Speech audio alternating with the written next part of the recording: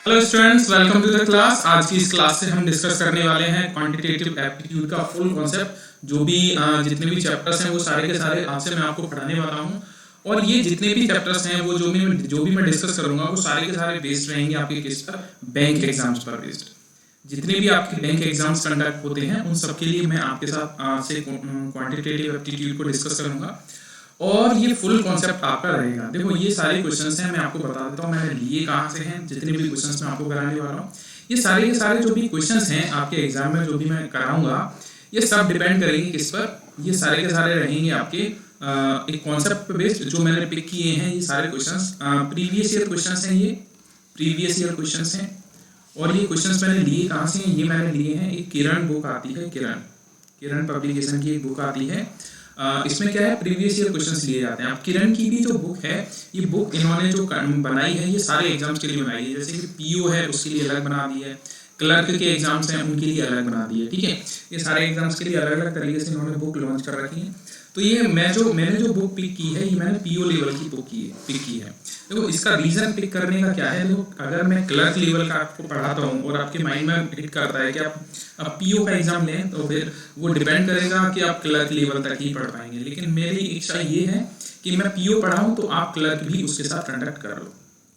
तो आई होप आपको ये सारा कुछ क्लियर होगा कि मैं किस तरीके से और क्या आपके सामने प्रेजेंट करने वाला हूँ। तो आज से जो मेरा रहने वाला है ये चैप्टर नंबर 1 रहेगा और इस फर्स्ट चैप्टर में हम जो डिस्कस करेंगे वो अब डिस्कस करने वाले हैं क्या, क्वांट को। और ये जो मैं पूरा क्वांट है जिसको मैथमेटिक्स के नेम से भी जाना जाता है। देखो एक बात और मैं बता दूं, क्वांट एंड मैथमेटिक्स में जो भी डिफरेंस होता है ये डिफरेंसेस और बता दें। देखो मैथ क्या होता है, क्वांट क्या होता है, क्वांट होता है आपके माइंड पे डिपेंड करना, आपके लॉजिक पे जो भी डिपेंड करता है वो सारा कुछ क्या है, क्वांट है। लॉजिक पे डिपेंड करना इन द सेंस कि आपने कोई भी चीज क्या कहते हैं अंडरस्टूड की है अपनी लाइफ में, अंडरस्टूड की है। जैसे कि मैंने कभी आपको बोला कि मैं आपको अगर 100 रुपये दे रहा हूँ तो 100 रुपये का बता दो मेरे को 25% कितना होगा, या फिर मैंने बोला इसका आधा करके मुझे दे दो, उसका भी आधा दे दो, उसका भी आधा दे दो। ऐसे मैं 3-4 बार करके कुछ भी प्रोसेस कर रहा हूँ। मतलब इसमें कोई बहुत ज़्यादा डिफिकल्ट वर्क नहीं करना, आपको बेसिक ही बातों में आप इस चीज़ को समझ सकते हैं। और जैसे कि मैंने बोला कि आपकी कोई भी टैंकी है पानी की, वो इतने टाइम में भर जाती है तो दूसरी टैंकी को भरने में कितना टाइम लगेगा, या म्यूचुअल अंडरस्टैंडिंग पर डिपेंड करता है कि आप डेली लाइफ में कितनी जल्दी से कोई भी चीज़ कैच कर पाते हैं, अंडरस्टैंड कर पाते हैं। ठीक है, ये सारी चीज़ें उन पर डिपेंड करती हैं। जैसे कि मान के चलो आप कोई भी काम करेंगे तो अपने हिसाब से करते हैं। जैसे मान के चलो आप कोई आलू ही उबालने के लिए क्या कहते हैं कुकर में आपने रख दिया, तो आपके माइंड में सेट रहता है कि 2 सीटी आने पर या 3 सीटी आने पर, दैट मीन्स, या फिर बहुत सारी लेडीज अंदाजे से बता देती हैं 10 मिनट या 15 मिनट में ये आलू उबल जाएगा या ऐसा कुछ भी। तो ये इसके लिए ये नहीं है कि आपको मतलब बहुत ज़्यादा नॉलेज होना चाहिए, आप ये क्या है अपने एक्सपीरियंस से भी समझ सकते हैं। लेकिन अब इतना सारा एक्सपीरियंस किसके पास रहेगा जो ये भी बता दे कि टैंकी कब फिल हो जाएगी, हम कितनी स्पीड से जाएं तो हमारा वहाँ पे पहुँच जाएंगे, ये सब कुछ हो जाएगा। तो ये सारा चीज़ हम जो पढ़ते हैं वो क्या है, क्वांट पे डिपेंड करता है, मतलब हमारी जो बेसिक अंडरस्टैंडिंग पर डिपेंड करता है। अगर हम बात करते हैं मैथमेटिक्स की, तो मैथमेटिक्स क्या होता है, मैथमेटिक्स तो एक ऐसी चीज़ हो गई जिसको बिना अच्छे से करे हुए आप कुछ कर ही नहीं सकते। दैट मीन्स फ्लाईओवर आप बना रहे हैं तो फ्लाईओवर आप अपने अंदाजे से नहीं बना देंगे, उसके लिए बहुत सारे एंगल, ट्रिग्नोमेट्री सब कुछ आपको लगाना पड़ेगा, तभी आप उस मैथमेटिक्स को कंप्लीट कर पाएंगे। ठीक है, मैथमेटिक्स के अंडरस्टैंड से ही आप उस फ्लाईओवर को बना पाएंगे। कुछ भी आप वर्क करते हैं वो है आपका मैथमेटिक्स। और क्वांट क्या है, क्वांट एक बेसिक अंडरस्टैंडिंग है, आप कुछ भी डेली लाइफ में करते हैं वो सारा कुछ क्वांट है। तो जो अब देखो बैंक के एग्जाम्स में ये सारी चीज़ें क्यों पूछते हैं, अब बैंक के एग्जाम में भी आपने देखा होगा कुछ चैप्टर्स को क्या है बहुत ज़्यादा उन्होंने फोकस कर रखा है, कुछ चैप्टर्स हैं उनको फोकस कर रखा है। जैसे कि मैं बात करूँ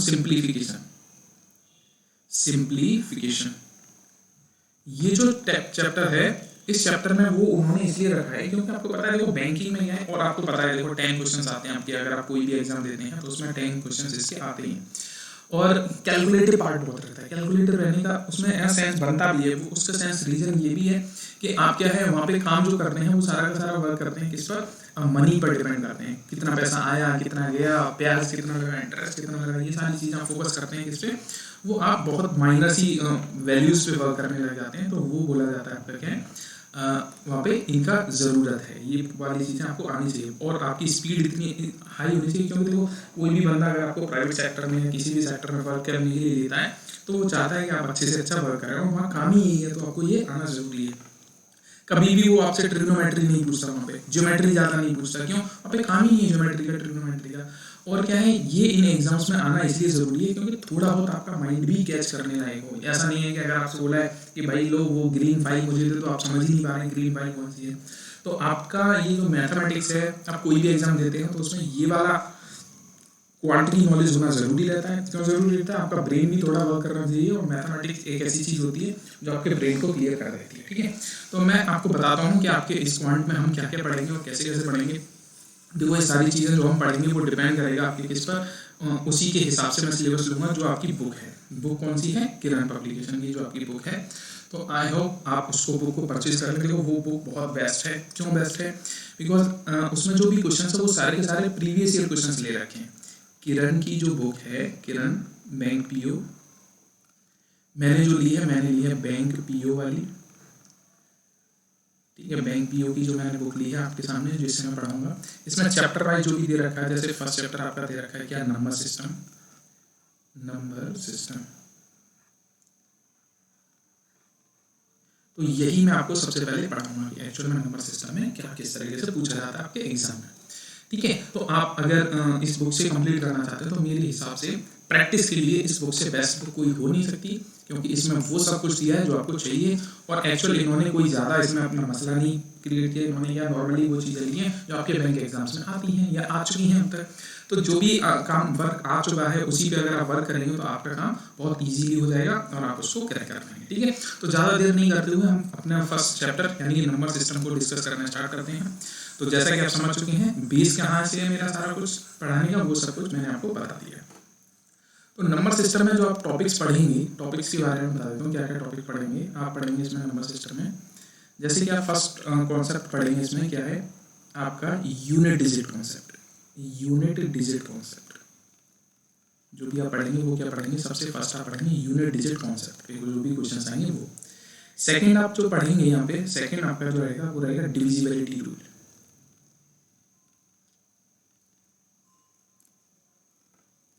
डिविजिबिलिटी रूल, इस पर आप डिस्कस करेंगे। जो भी सारी चीज़ें हम डिस्कस करेंगे वो डिविजिबिलिटी रूल पे डिस्कस करेंगे।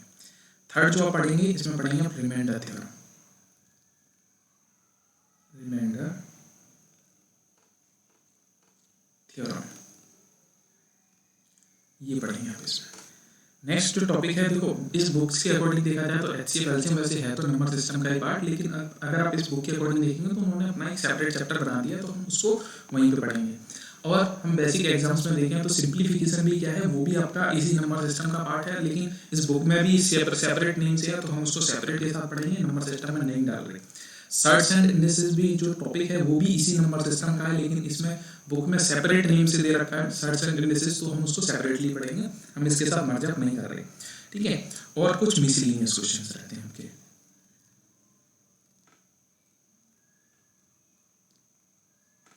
ठीक है, कुछ मिसलेनियस क्वेश्चंस रहते हैं वो भी हम इस पर डिस्कस करेंगे। मिसलेनियस में जो भी बचा हुआ है वो सब कुछ रहता है। और हाँ, एक आपका टॉपिक है फ्रैक्शन।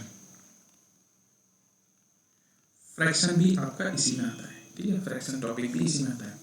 तो जैसा कि आप देख रहे हैं, फर्स्ट टॉपिक आपका यूनिट डिजिट। आप देखो मेरे पास चैलेंज क्या है, या तो मैं आपको ये कॉन्सेप्ट पहले बता दूं, या फिर क्या है कॉन्सेप्ट पहले ना बता करके मैं आपको डायरेक्ट क्वेश्चंस पे लेकर के आऊँ। ठीक है, तो लेकिन मेरा तरीका ये है, मैं क्या करता हूँ कॉन्सेप्ट को ना बताते हुए आपको पहले क्वेश्चंस पे लेके आता हूँ। जो क्वेश्चंस पहले पढ़ता जाएगा जिस कॉन्सेप्ट का, वही कॉन्सेप्ट पहले मैं आपको समझा दिया करूँ। ठीक है, क्वेश्चन के बेस पे, क्योंकि देखो बुक में थोड़े से क्वेश्चन नहीं है, बहुत सारे क्वेश्चन है। अप्रॉक्स 8000 क्वेश्चन है जो टोटल अगर हम करने बैठे तो 8000 क्वेश्चन हैं जो हमें करने होंगे। ठीक है, और ये आपकी हेल्प से ही होगा, बिकॉज आपको भी थोड़ा सा प्रैक्टिस करना पड़ेगा, तभी यहाँ से हमारा काम बनेगा। ठीक है, तो जितने भी कॉन्सेप्ट हैं, या फिर मान के चलो अभी मैं लिखने में कुछ कॉन्सेप्ट यहाँ पे मिस कर गया हूँ कि क्या कॉन्सेप्ट पड़ता है, तो जो भी क्वेश्चन आता जाएगा उसके जो भी कॉन्सेप्ट आते रहेंगे वो सारे के सारे मैं आपको बताता रहूँगा। लेकिन हम स्टार्ट करने के वाले हैं आज अपना फर्स्ट टॉपिक स्टार्ट करने वाले हैं, जिसका नेम है हमारा नंबर सिस्टम। तो फर्स्ट डे और फर्स्ट टॉपिक। ठीक है, स्टार्ट करते हैं। इसके मैंने कुछ क्वेश्चंस आपके साथ लिए हैं यहाँ पे, उनको मैं आपके सामने प्रेजेंट करता हूँ। तो क्वेश्चन नंबर 1 आपको दे रखा है जो आपकी स्क्रीन पे ये है। देखो एक काम और करिएगा आप, देखो अगर जिसको एग्जाम निकालना है, एक्चुअल में एग्जाम निकालना है, तो देखो वो तो करेगा ही उस काम को, और जिसको मजे लेने हैं, थोड़ा बहुत देखना है, तो वही वो तो देखते रहो, कोई दिक्कत ही नहीं है। बट मेरे हिसाब से ये है, आप अगर थोड़ा फोकस होकर स्टडी करेंगे तो ज़्यादा अच्छा रहेगा। ठीक है, तो जैसा कि जिसको एग्जाम निकालना है वो क्या करने वाले हैं, उनकी अप्रोचेस क्या है, उनकी अप्रोच ये है कि वो क्वेश्चन को रीड करते ही सबसे पहले खुद प्रैक्टिस करेंगे, चाहे वीडियो को पॉज करके या फिर जितनी देर में आपके साथ जो भी कॉन्ट्रैक्ट बातें कर रहा हूँ उतने टाइम में उसको सॉल्व करने की कोशिश करेंगे।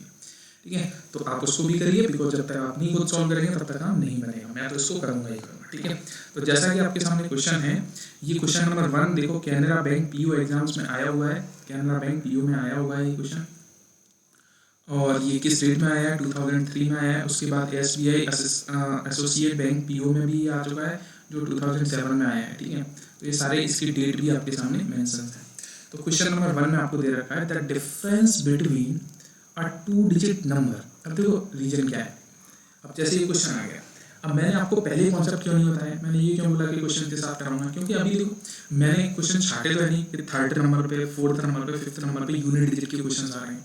तो क्या अगर मैं आपको अभी यूनिट डिजिट पढ़ा देता और फिर कराने लग जाता ये क्वेश्चन, तो आपको मजा नहीं आता कि पढ़ा यूनिट डिजिट करा जा रहे हो। ठीक है, या फिर मैं उस पर वर्क करूँ, छाट लूँ सारे क्वेश्चन को, कौन सा क्वेश्चन कहाँ पे, लेकिन क्वेश्चन हमारे साथ बहुत सारे हैं, हमारे सामने कितने छाटेंगे, इसलिए मैंने क्या करा, नंबर से लिया है, जो भी क्वेश्चन आता रहेगा उसके कॉन्सेप्ट में आपको बताता रहूँगा। ठीक है, तो जैसा कि फर्स्ट क्वेश्चन आपके सामने नजर आ रहा है, तो देखते हैं इसमें बोल रखा है difference between a 2 digit number, एक आपको 2 डिजिट का नंबर दे दिया है, and the number obtain by interchanging the position of the it's digit is 36।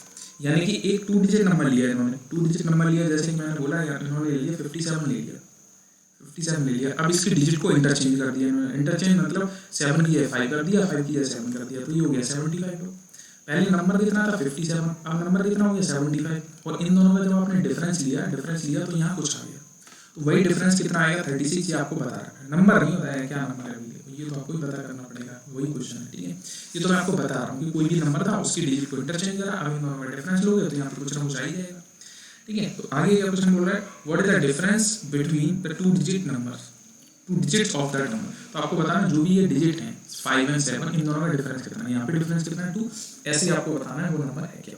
तो देखो अभी आपको नंबर के बारे में कोई इन्फॉर्मेशन है नहीं, तो आपको क्या करना पड़ेगा, नंबर खुद से एज्यूम करना पड़ेगा। तो लेट्स एज्यूम, जब भी आप 2 डिजिट नंबर एज्यूम करेंगे तो आप जो भी नंबर एज्यूम करेंगे वो क्या एज्यूम करेंगे, जैसे मैंने बोला 57 था, तो 57 को मैं लिख कैसे सकता हूँ, जैसे 57 है, इस 57 को हम लिख सकते हैं कैसे, 50 + 7 कैसे लिख सकते हैं, 50 + 7, और 50 को भी मैं कैसे लिख सकता हूँ, 5 × 10 × +7 ऐसे लिख सकते हैं। तो कोई भी 2 डिजिट नंबर था जिसमें मैंने इसमें डिजिट कौन सी यूज़ की थी, इसमें डिजिट मैंने 5 यूज़ किया है और 7 यूज़ किया है, लेकिन ये बीच में इंटू कहाँ से आ गया, 10 कहाँ से आ गया, प्लस कहाँ से आ गया, ये खुद से आप समझ चुके होंगे ये क्या वाला है। तो ऐसे ही जब मैं कोई भी नंबर एज्यूम करता हूँ, जैसे मैंने नंबर एज्यूम किया यहाँ पे, अब पता नहीं है तो x एंड y के फॉर्म में, यानी कि मैंने xy नंबर एज्यूम किया, तो आप xy तो लिखेंगे नहीं, तो आप उसको क्या लिखेंगे, नंबर को आप उसको लिखेंगे 10x + y, ये आप लिखेंगे 10x + y। अब जब मैं इस नंबर की डिजिट को इंटरचेंज करता हूँ, तो इंटरचेंज करेंगे तो ये कितना हो जाएगा, 10y + x हो जाएगा। बात समझ में आएगी नहीं, यानी कि जैसे 57 है, अब मैं इसको 75 लिखूंगा, तो इसको मैं अगर रीराइट करता हूँ तो ये कितना हो जाएगा, 7 × 10 + 5 ऐसे ही तो हो जाएगा। तो ऐसे यहाँ पे हो गया, जैसे 10x + y था, ये 10y + x हो गया। अब क्या दे रखा है आपको, डिफरेंस, इन दोनों नंबर्स का क्या दे रखा है, डिफरेंस। तो जब आप डिफरेंस लेंगे, यानी कि 10x + y में से माइनस करेंगे क्या, 10y + x माइनस करेंगे, तो ये वैल्यू इक्वल हो जाएगी किसके, 36 की इक्वल हो जाएगी, जो कि आपको यहाँ पे दे रखा है, ये रहा 36। अब जब ये इक्वल हो गया तो देखो ये क्या हो जाएगा, ये हो जाएगा 10x और ये हो जाएगा +y, माइनस अंदर करेंगे, ये हो जाएगा -10y - x = 36। तो इसको जब आप माइनस करेंगे तो ये कितना हो जाएगा, देखो 10x में से जब आप x को माइनस करेंगे तो ये हो जाएगा 9x, और y में से आप जब 10y को माइनस करेंगे तो -9y = कितना आ गया, 36। अब मैं इस पूरी इक्वेशन को डिवाइड कर देता हूँ कितने से, 9 से। जब पूरी इक्वेशन को मैं 9 से डिवाइड करूँगा तो मेरे पास क्या आ जाएगा, x - y = कितना आ जाएगा, 9 × 4 = 36। तो x एंड y का जो डिफरेंस आया या माइनस करके आया वो कितना आ जाएगा, 4। और आपसे यही पूछा था उन दोनों नंबर्स का क्या बता दो, डिफरेंस बता दो। जो 2 नंबर थे उन दोनों नंबर का क्या बताना है आपको, डिफरेंस बताना है। तो कितना आ रहा है, 4, यानी कि आपका ऑप्शन नंबर 1 हो जाएगा फाइनल आंसर इस क्वेश्चन के लिए। ये तो देखो पूरा क्वेश्चन था जो मैंने आपको कॉन्सेप्ट समझाया, लेकिन आपको एग्जाम अप्रोच क्या करना है, एग्जाम अप्रोच देखो सब कुछ आपको समझ में आ चुका है पहले, तभी आप उसको कर पाएंगे। अब एग्जाम अप्रोच में क्या करना है आपको, कितना जल्दी, क्योंकि वहाँ पे इतना टाइम तो है नहीं भाई, आपको 10-15 सेकंड में क्वेश्चन करना है। तो आपने देखा कि एक नंबर 10x + y आपने एज्यूम किया, 10y + x दूसरा नंबर हो गया, और जब भी ऐसा क्वेश्चन आएगा तो वो डिफरेंस की बात करेगा ही करेगा। डिफरेंस की बात करेगा या फिर उसको ऐड करने की बात करेगा। तो अगर देखो मैं यहाँ पे ऐड करने की बात करता है यहाँ पे, तो देखो 10x में 1x ऐड कर दे तो कितना हो जाता है 11x, y में 10y ऐड कर दे ये हो जाता है 11y।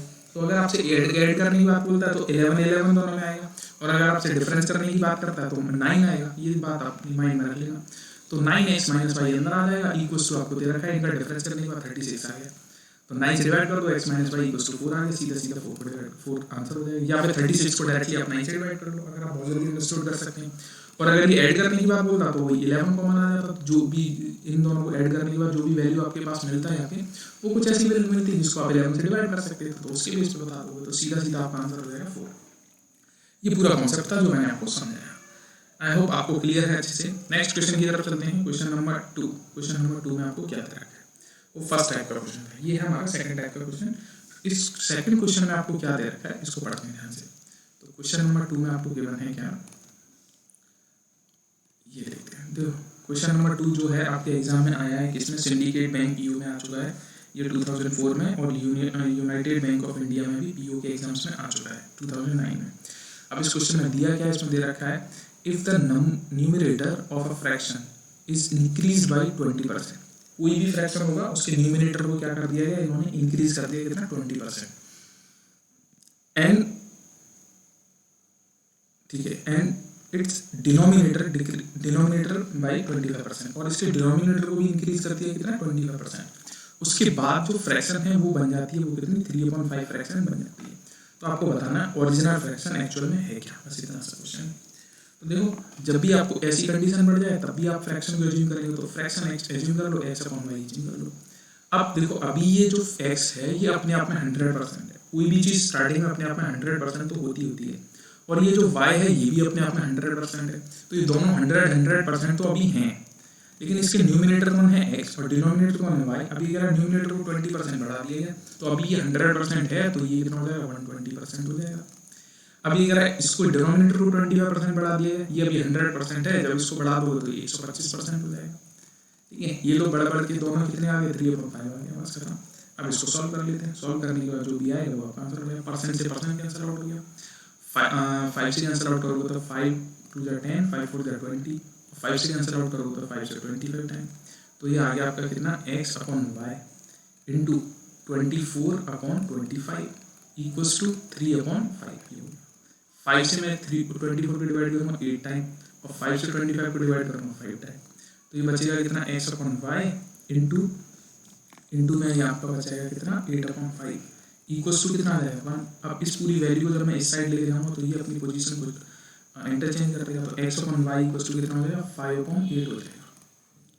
ठीक है, तो यहाँ से आपका जो x अपॉन वाई यानी जो न्यू फ्रैक्शन थी वो कितनी हो जाएगी, 5/8 हो जाएगी, जो आपकी फाइनल आंसर बनता है, जो कि आपको दे रखा है किसमें, ऑप्शन नंबर 3 में दे रखा है। ठीक है, तो ये आपका फाइनल आंसर है इसका, ऑप्शन नंबर 3। ठीक है, तो ये 2 क्वेश्चन थे। देखो पहली वीडियो है, पहली वीडियो में मैं आपके साथ कुछ हल्के से क्वेश्चन ही रखता हूँ 1-2, तो इनको आप समझ लीजिए। अगर आपको वीडियोस पसंद आती हैं तो आप एक बार कमेंट जरूर कर दीजिए, ताकि मैं और वीडियोस को अच्छी तरीके से बनाते रहें। बिकॉज देखो कमेंट और लाइक से क्या होता है ना, मोटिवेशन बढ़ता है, और कुछ नहीं। ऐसा कुछ नहीं है कि आप कमेंट और लाइक कर देंगे तो कुछ हमको मिल जाएगा। ठीक है, बस क्या है, थोड़ा मोटिवेशन बढ़ता है, और जो मिलता है वो तो भगवान की देन है, जो मिल जाए वो बहुत बेस्ट है। ठीक है, तो अभी थोड़ा लाइट का इशू हो गया है, तो इसलिए मैं इस क्लास में इतने ही क्वेश्चन रखता हूँ, बाकी के क्वेश्चन को हम रखेंगे नेक्स्ट क्लास में। ठीक है, आज के लिए इतना ही। Thank you. आई होप आपको ये सब कुछ बहुत अच्छे से समझ में आया होगा। थैंक यू भाई।